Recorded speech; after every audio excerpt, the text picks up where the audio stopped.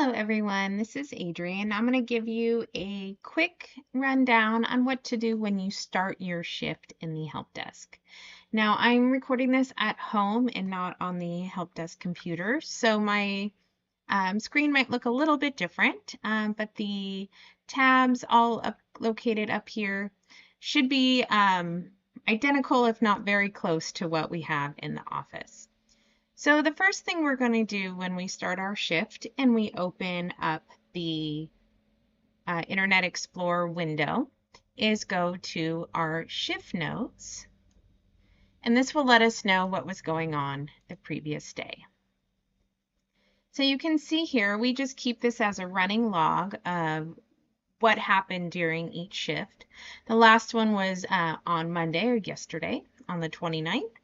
And you can see here, whoever was working the help desk said there were no emails, Google Forms, or voicemails to do. There aren't any outstanding problems to solve.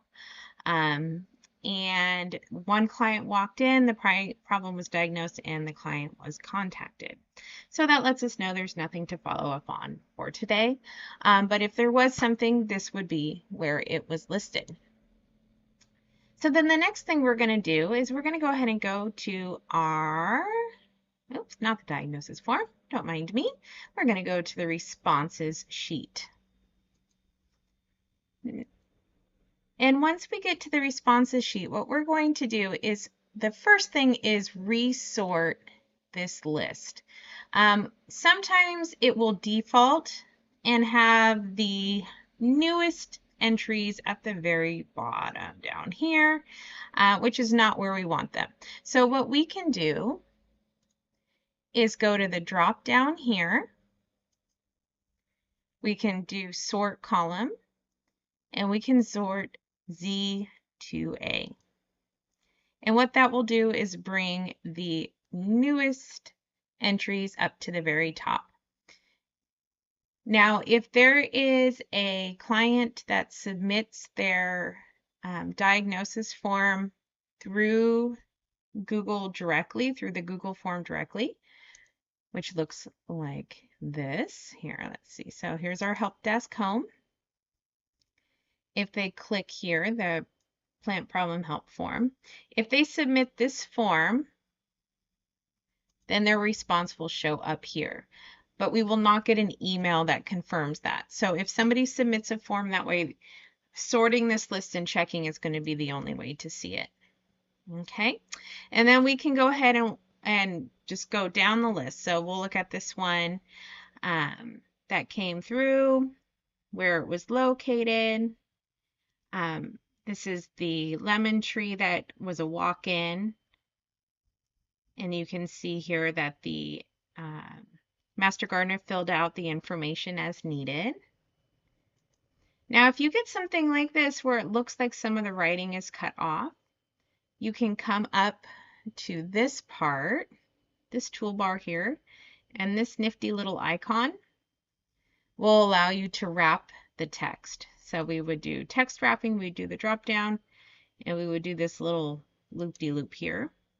And that will show you the whole, all of the writing that's in that cell. So we're going to keep going to the right, where all this awesome information is. If there are any photos, you will see links to that there. The mailing list, and then starting in column T is where we start completing our part of the form.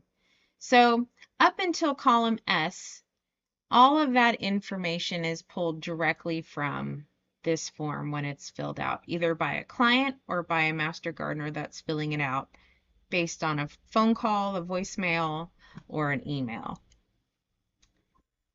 Then we will go ahead and complete this information.